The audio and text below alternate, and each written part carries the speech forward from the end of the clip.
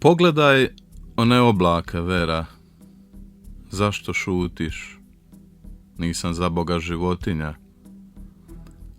Ali evo kiše, kako je naglo zahladilo.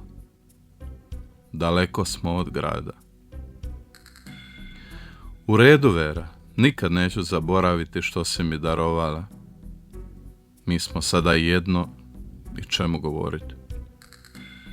Žuti oblaci obično donesu tuču. Sve je već nijemo, zrikavci i žito. Ako ti želiš, možemo i ostati. Bojim se za tebe, za mene je svejedno.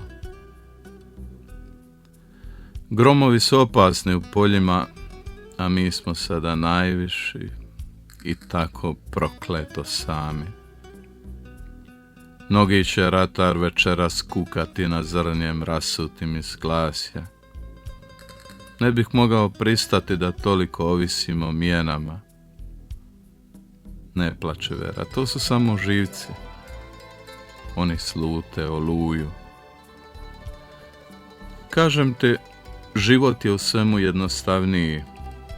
Evo i prvi kapi, sad će početi urnebes. Zakopčaj haljinu. Gle se i cvijeće zatvara. Ne bih sebi oprostio da ti se nešto dogodi. Dakako, ovo će mjesto u mojem sjećanju ostati sveto. Molim te, brže koračaj i nemoj se osvrtati.